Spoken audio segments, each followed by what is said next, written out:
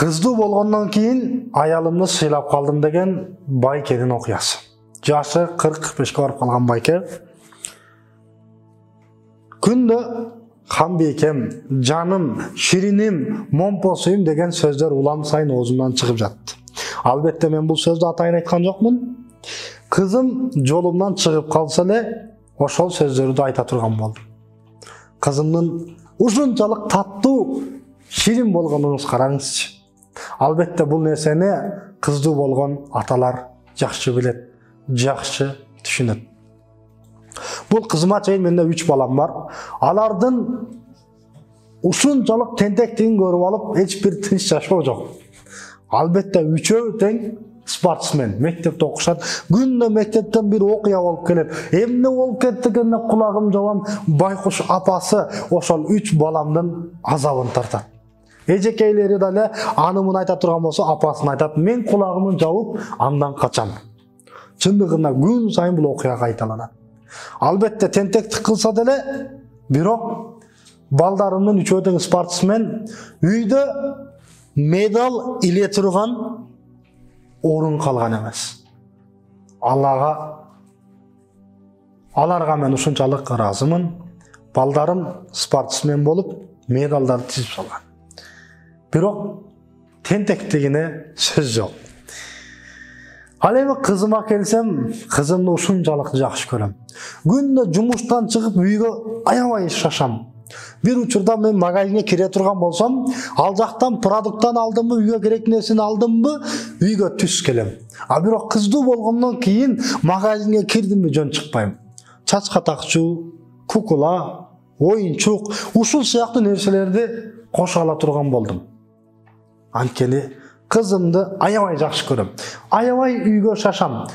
Мен жумуштан кайтканымда кызым үйдөн тосуп алат.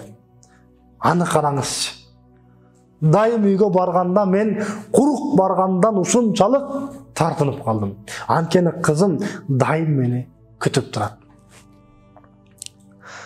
Жумуштан келгенден кийин жата калбастан кызым менен ойнойм. Аны уктатам, ага тамак жедирем, аны жуундурам. Жата калса аялымдын кызымды караганды токтоп калды. Апасынан дагы жакшыраак кызымды карап калды. Анткени мен кызымды ушунчалык жакшы көрөм. Ал эми кызымдын ушунчалык жакшы көргөнүмдөн эле аялымды дагы ушунчалык сүйүп калдым. Мурун канчалык жакшы көрсөм аялымды, кыз төрөп бергенден кийин андан дагы жакшыраак көрүп сүйүп баштадым. Анткени аялым мени бир дегеле мен эмес, менин жашоомду дагы өзгөртүп салды. Кыз төрөп бергенден кийин ушунчалык өзгөрдү. Жата калса досторум менен көчөлөп көп жүрсөм, кыздуу болгондон кийин үйүмө ушунчалык эрте келе турган болдум. Кызымдын кылык жоруктары жүрөгүмдү жибите салат. Кээ бирки досторум деле билбейт болчу. Сен үйүңө эрте шашып деп суроо узаткан досторума, досумдун кызы болгом да, ошого шашып атам деп көп айтат. Көп ошентип жооп берем. Албетте, бүгүнкү күндө кээ бирки эркектер бар, аялы кыз төрөсө ушунчалык жаман көрөт. Аялыны душмандай көрөт. Эгерде 2 кыз төрөй турган болсо, Кудай сактасын.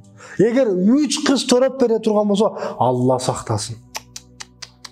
Кээ биркилер кыз төрөдүң деп кыздын айынан ажырашып кеткендер бар.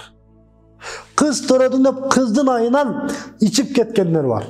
Аялына таптакыр көңүл бөлбөй койгондор бар. Андайлардын жүзүн Аллах ары кылсын.